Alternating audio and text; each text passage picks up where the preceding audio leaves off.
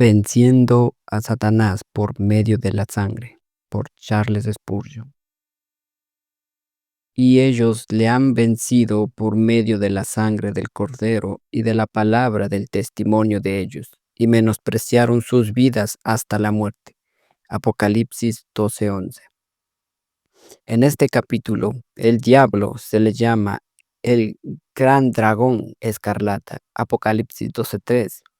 Es grande en capacidad, inteligencia, energía y experiencia. Si era o no el jefe de los ángeles antes de caer, no lo sé. Algunos han pensado que lo era y que cuando oyó que un hombre iba a sentarse en el trono de Dios, se rebeló por muchos celos contra el Altísimo. Esto también es una conjetura, pero si sabemos que él era y es un espíritu sumamente grande en comparación con nosotros. Es un ser grande en maldad, el príncipe de las tinieblas que tiene el poder de la muerte. Muestra su malicia contra los santos, acusando a los hermanos día y noche ante Dios. En los profetas tenemos el registro de cómo Satanás acusó a Josué, el siervo de Dios. Satanás también acusó a Job de servir a Dios por motivos mercenarios. ¿No le has cercado y a todo lo que tiene? Job 1:10-11. Este enemigo siempre activo desea tanto tentar como acusar. Él quiere poseernos y zarandearnos como a trigo. Al llamarlo dragón, el Espíritu Santo parece insinuar su poder y carácter misterioso. Para nosotros, un espíritu como él debe ser siempre un misterio en su ser y en su obrar. Satanás es un personaje misterioso, aunque no mítico. Nunca podremos dudar de su existencia. Una vez hemos entrado en conflicto con él, sin embargo, para nosotros es aún más real porque es muy misterioso. Si fuera de carne y sangre sería mucho más fácil luchar con él, pero luchar contra huestes espirituales de maldad en las regiones celestes es una tarea terrible. Como un dragón, está lleno de astucia y ferocidad. En él, la fuerza se alía con la astucia para defraudar, y si no puede lograr sus propósitos de inmediato por medio de poder, espera su tiempo. Él embauca, engaña. De hecho, se dice que engaña al mundo entero. Apocalipsis 12:9. ¿Qué poder de engaño debe residir en él? Cuando bajo su influencia hizo caer la tercera parte de las estrellas del cielo, y miriadas de hombres en todas las épocas han adorado a demonios e ídolos. Ha asumido las mentes de los hombres en el engaño, de modo que no pueden ver que no deben adorar a nadie sino a Dios, su hacedor. Se le llama la serpiente antigua, Apocalipsis 12:9, y esto nos recuerda cuán experto es en todo arte maligno. Es misterioso desde el principio y padre de la mentira, Juan 8:44. Después de miles de años de práctica constante en el engaño, es demasiado astuto para nosotros. Si pensamos que podemos igualarle en astucia, somos gravemente tontos, porque él sabe mucho más que el más sabio de los mortales. A esta astucia añade una gran velocidad, de modo que es rápido para atacar en cualquier momento, lanzándose sobre nosotros como un halcón sobre un pobre polluelo. No está presente en todas partes, pero es difícil decir dónde no está. No puede ser omnipresente, pero con su majestuosa habilidad, él maneja sus ejércitos de caídos, de ángeles caídos, de tal manera que, como un gran general, supervisa todo el campo de batalla y parece estar presente en cada punto. Ninguna puerta puede excluirlo, ninguna elevada piedad puede ascender más allá de su alcance. Sale a nuestro encuentro en todas nuestras debilidades y nos ataca desde todos los puntos cardinales. Viene sobre nosotros sin darnos cuenta y nos causa heridas difíciles de curar. Sin embargo, queridos amigos, por muy poderoso que este espíritu infernal ciertamente deba ser, su poder es derrotado cuando estamos resueltos a no estar nunca en paz con él. Nunca debemos soñar con negociaciones o treguas con el mal. Suponer que podemos dejarle en paz y que todo irá bien es un error mortal. Debemos luchar o perecer. El mal nos matará si no lo matamos. Nuestra única seguridad residirá en una decidida y vigorosa oposición al pecado. Cualquiera que sea la forma que adopte, cualquiera que sea su amenaza, cualquiera que sea su promesa, solo el Espíritu Santo puede mantener en nosotros esta enemistad con el pecado. Según el texto, se dice de los santos, le han vencido. Apocalipsis 12:11. No debemos descansar hasta que se diga también de nosotros, le han vencido. ¿Rehusas el conflicto? ¿Piensas en volverte atrás? ¿No tienes armadura para tu espalda? Dejar de luchar es ser vencido. Tienes que elegir entre las dos opciones, o ceñir los lomos de tu mente para una resistencia de por vida, o ser esclavo de Satanás para siempre. Ruego a Dios que puedas despertarte y levantarte y dar batalla al enemigo. Resuelve de una vez por todas que por la gracia de Dios serás contado entre los que vencen al archienemigo. Nuestro texto nos plantea un tema muy importante para considerar. ¿Cuál es esta arma vencedora? Le han vencido por medio de la sangre del Cordero. La sangre del Cordero significa primero la muerte del Hijo de Dios. Los sufrimientos de Jesucristo podrían exponerse con alguna otra figura, pero su muerte en la cruz requiere la mención de la sangre. Nuestro Señor no solo fue herido y azotado, sino que fue llevado a la muerte. La sangre de su corazón fue derramada. Aquel de quien hablamos es Dios sobre todas las cosas, bendito por los siglos, pero de una manera misteriosa conscendió en unir nuestra humanidad con su divinidad. Nació en Belén como un bebé, creció como un niño, maduró hasta convertirse en hombre y vivió aquí entre nosotros, comiendo y bebiendo, sufriendo y alegrándose, durmiendo y trabajando como lo hacen los hombres. Murió de hecho y en verdad, y fue sepultado en la tumba de José de Arimatea. Esa muerte fue el gran hecho que se expone con las palabras, la sangre del Cordero.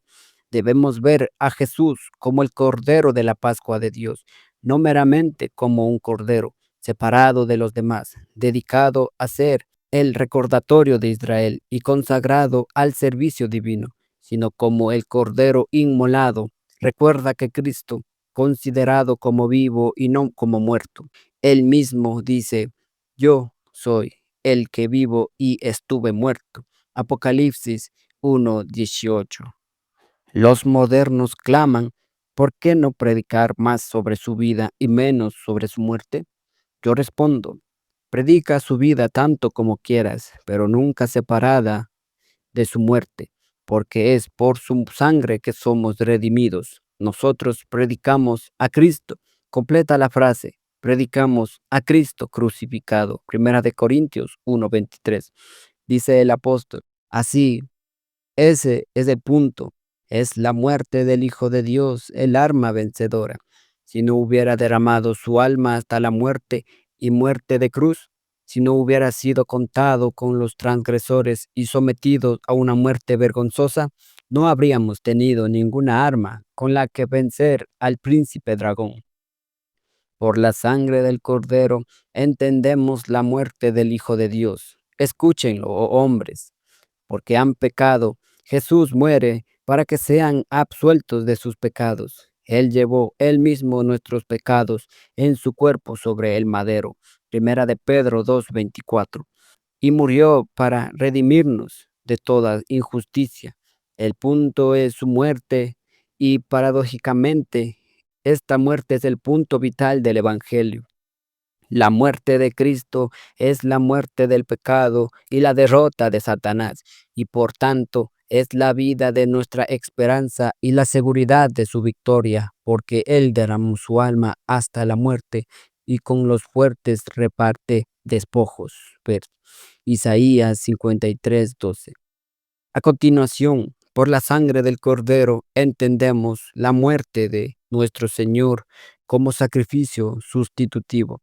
Seamos muy claros aquí. No se dice que vencieron al archienemigo por la sangre de Jesús o la sangre de Cristo, sino por la sangre del Cordero. Y las palabras están expresamente elegidas porque bajo la figura de un cordero tenemos ante nosotros un sacrificio, la sangre de Jesucristo derramada a causa de su valentía por la verdad, o por pura filantropía, o por autonegación. No transmite ningún evangelio especial a los hombres, ni tiene ningún poder peculiar al respecto.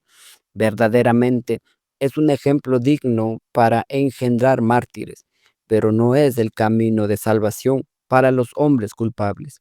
Si proclamas la muerte del Hijo de Dios, pero no muestras que Él murió como el justo por los injustos para llevarnos a Dios, no has predicado la sangre del Cordero. Debes dar a conocer que el castigo de nuestra paz fue sobre él y que Jehová cargó en él el pecado de todos nosotros. Isaías 53, 5 al 6. Y no habrás declarado el significado de la sangre del Cordero. No se puede vencer el pecado sin un sacrificio sustitutivo.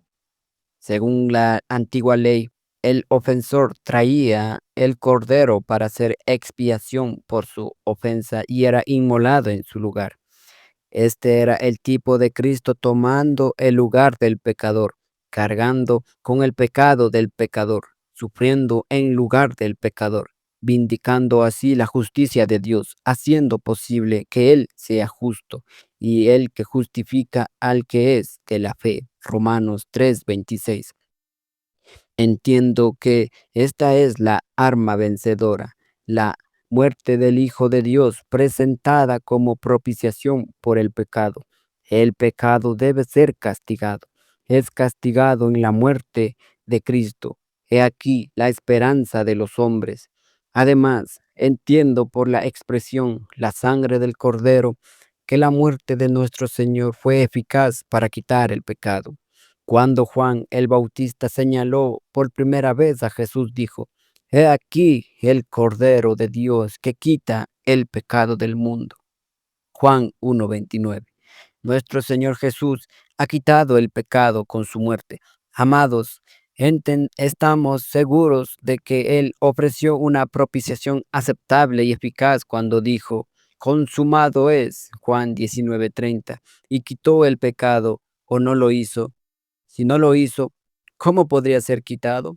Si lo hizo, entonces los creyentes están limpios, independiente de cualquier cosa que hagamos o seamos. Nuestro glorioso sustituto quitó nuestro pecado, como el tipo del chivo expiatorio llevó el pecado de Israel al desierto. En el caso de todos aquellos por quienes nuestro Señor se ofreció como sacrificio sustitutivo, la justicia de Dios no encuentra impedimento alguno para fluir plenamente. Es consistente con la justicia de Dios. Bendiga a los redimidos. Hace casi 1900 años, Jesús pagó la terrible deuda de todos sus elegidos e hizo una expiación completa por toda la masa de las iniquidades de aquellos que creen en él, quitando así toda la tremenda carga y arrojándola con un solo movimiento de su mano traspasada a las profundidades del mar. Cuando Jesús murió, una expiación fue ofrecida por él, aceptada por el Señor Dios, de modo que ante el alto tribunal del cielo hubo una clara remoción del pecado de todo el cuerpo del cual Cristo es la cabeza. En la plenitud de los tiempos, cada redimido acepta individualmente para sí la gran expiación por un acto de fe personal. Pero la expiación misma se hizo mucho antes. Creo que esta es una de las aristas del arma vencedora. Hemos de predicar que el Hijo de Dios ha vencido en carne y ha muerto por el pecado humano, y que al morir no solo hizo posible que Dios perdonara, sino que aseguró el perdón para todos los que están en él. No murió para hacer a los hombres salvables, sino para salvarlos. No vino para hacer a un lado el pecado en algún momento futuro, sino para eliminarlo allí y en ese momento mediante el sacrificio de sí mismo, porque en su muerte puso fin a la transgresión, puso fin al pecado e introdujo la justicia eterna. Daniel 9:24. Los creyentes pueden saber que cuando Jesús murió, ellos fueron liberados de las demandas de la ley y cuando Él resucitó, su justificación quedó asegurada. La sangre del Cordero es un precio real que rescató eficazmente. La sangre del Cordero es una limpieza real que realmente purgó el pecado. Esto creemos y declaramos, y por esta señal vencemos. Cristo crucificado, Cristo el sacrificio por el pecado, Cristo el redentor eficaz de los hombres. Lo proclamaremos en todas partes y así pondremos fin a los poderes de las tinieblas. ¿Cómo lo usamos? Les he mostrado la espada, ahora vengo, en segundo lugar, a abordar la pregunta, ¿cómo lo usamos? Le han vencido por medio de la sangre del Cordero. La preciosa sangre de Jesús no está destinada para que la admiremos y exhibamos simplemente. No debemos contentarnos con hablar de ella, alabarla y no hacer nada al respecto, sino que debemos usarla en la gran cruzada contra la impiedad y la injusticia hasta que se diga de nosotros, le han vencido por medio de la sangre del Cordero. Esta sangre preciosa debe usarse para vencer y en consecuencia para la guerra santa. La deshonramos si no la usamos con ese fin. Algunos, me temo, usan la preciosa sangre de Cristo solo como un tranquilizante para sus conciencias. Se dice a sí mismo, Él hizo la expiación por el pecado. Por lo tanto, déjame tomar mi descanso. Esto es hacer grave agravio el gran sacrificio. Les concedo que la sangre de Jesús habla mejores cosas que la de Abel y que dulcemente clama paz, paz dentro de una conciencia turbada. Pero eso no es todo lo que hace un hombre que quiere la sangre de Jesús únicamente por la mezquina y egoísta razón de que después de haber sido perdonado por medio de ella, puede decir, alma descansa, come, bebe y alégrate. Oye sermones, disfruta de la esperanza de la felicidad eterna y no hagas nada. Tal hombre blasfema de la sangre preciosa y la convierte en algo profano. Debemos usar el glorioso misterio de la sangre expiatoria como nuestro principal medio para vencer el pecado y a Satanás. Su poder es para la santidad. Vea cómo lo expresa el texto. Le han vencido por medio de la sangre del Cordero. Estos santos usaron la doctrina de la expiación no como una almohada para descansar de su cansancio, sino como un arma para someter su pecado.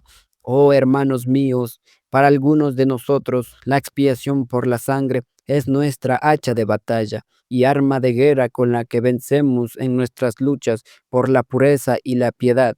Una lucha en la que hemos continuado durante estos muchos años.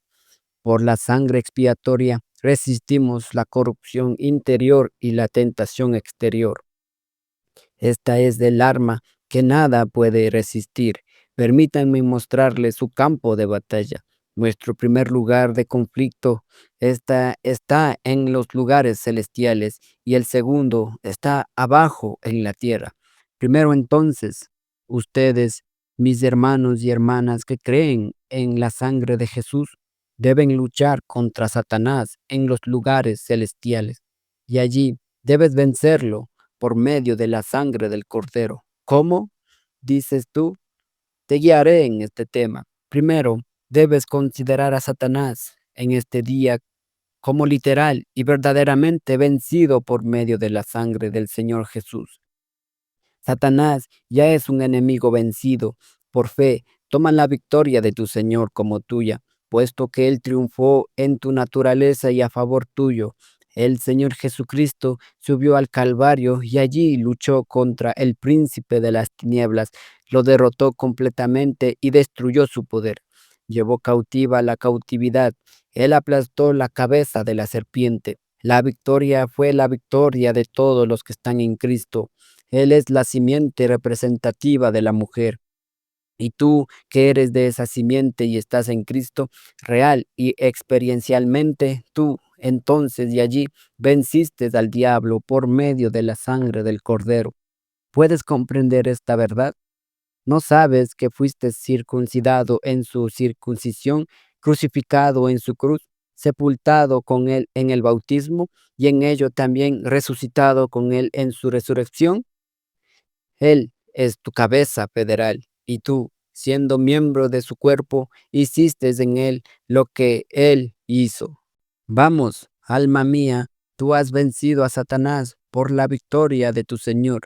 ¿No serás lo suficientemente valiente para luchar contra un enemigo vencido y pisotear al enemigo que tu Señor ya ha derribado? No debes temer, sino decir: más gracias sean dadas a Dios, que nos da la victoria por medio de nuestro Señor Jesucristo. Primera de Corintios 15:57.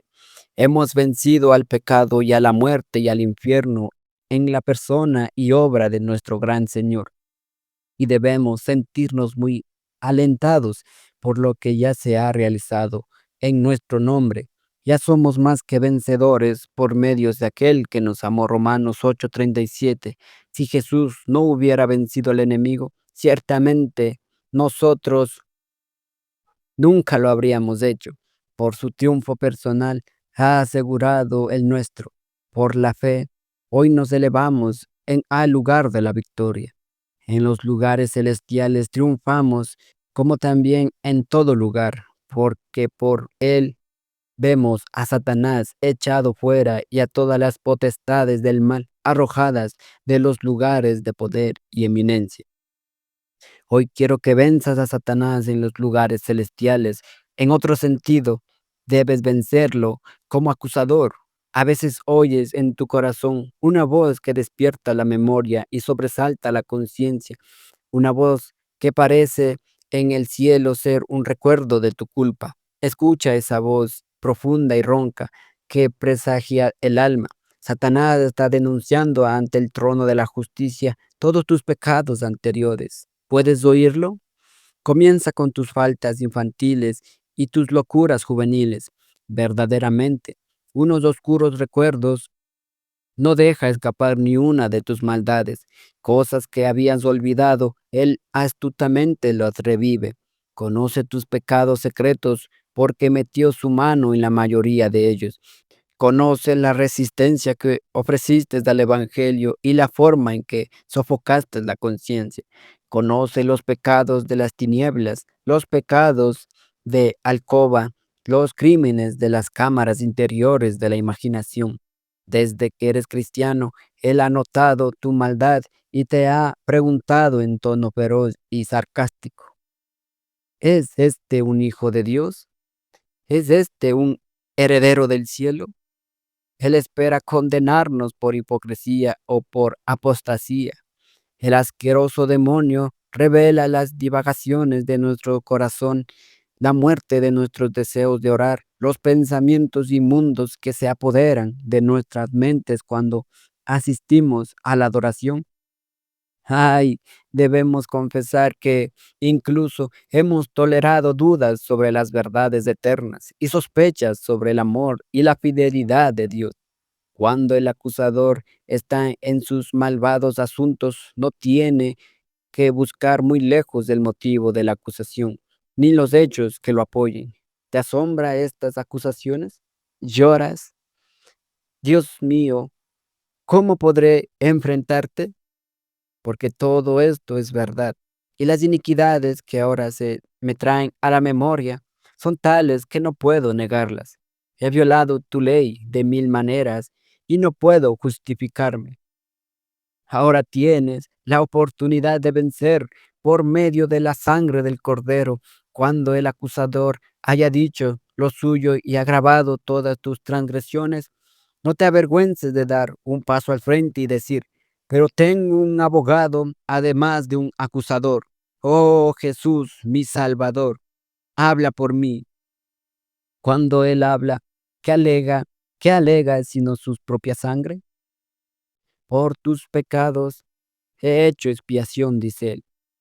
Todas estas iniquidades me fueron impuestas en el día de la ira del Señor, y yo las he quitado. Hermanos, la sangre de Jesucristo, su Hijo, nos limpia de todo pecado. Primera de Juan 1:7. Jesús ha cargado con el castigo que nos corresponde. Él ha cargado por nosotros en la cruz todas nuestras responsabilidades ante la justicia de Dios y somos libres para siempre porque nuestro fiador sufrió en nuestro lugar. ¿Dónde está ahora el acusador? La voz del dragón ha sido silenciada por la sangre del cordero. Nada más puede silenciar la cruel voz del acusador, sino la voz de la sangre que habla del Dios infinito que acepta en nuestro favor el sacrificio que Él mismo proporcionó. La justicia decreta que el pecador será absuelto porque el sustituto aceptado ha llevado el pecado del pecador en su propio cuerpo sobre el madero. Primera de Pedro 2:24.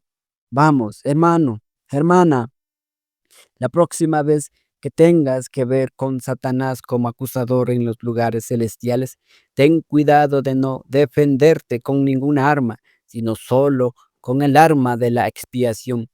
Todo consuelo obtenido de sentimientos internos u obras externas se quedará corto, pero las heridas sangrantes de Jesús arguirá con argumento pleno y sobrecogedor, y responderán a todos: ¿quién acusará a los escogidos de Dios? Dios es el que justifica. ¿Quién es el que condenará? Cristo es el que murió, más aún el que también resucitó, el que además está a la diestra de Dios, el que también intercede por nosotros. Romano 8, 33, 34. ¿Quién pues acusará al Hijo de Dios? Todo acusador será vencido por el argumento invencible de la sangre del Cordero. Además, el creyente tendrá que vencer al enemigo en los lugares celestiales en lo que se refiere al acceso a Dios. Puede suceder que cuando estamos más decididos a tener comunión con Dios, el adversario no los impida.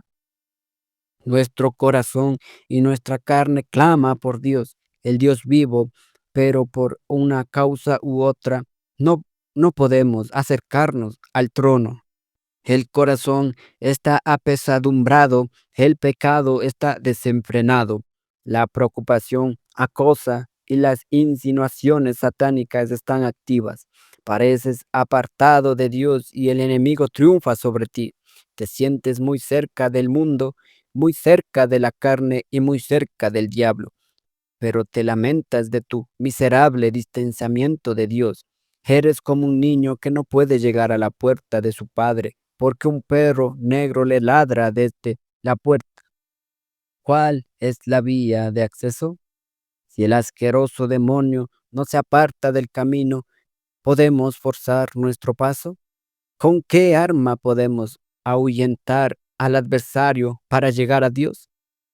¿No está escrito que la sangre nos hace cercanos?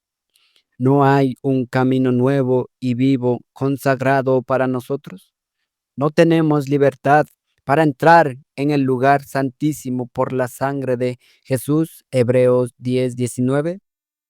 Estamos seguros del amor de Dios cuando vemos que Cristo murió por nosotros. Estamos seguros del favor de Dios cuando vencemos como esa expiación alejado de nuestras transgresiones. Percibimos nuestra libertad para acercarnos al Padre, argumentando la propiciación hecha por la sangre del Cordero. Nos atrevemos a acercarnos a Dios. He aquí que el espíritu maligno se abre paso ante nosotros. El sagrado nombre de Jesús es aquel ante el cual huye. Esto ahuyentarán sus sugerencias blasfemas y sus sucias insinuaciones mejor que cualquier cosa que puedas inventar. El perro del infierno conoce el temible nombre que le hace postrarse. Debemos confrontarlo con la autoridad y especialmente con la expiación del Cordero de Dios. Se enfurecerá y despotricará aún más si le enviamos a Moisés, pues él obtiene su poder de nuestras infracciones de la ley, pues él obtiene su poder de nuestras infracciones de la ley.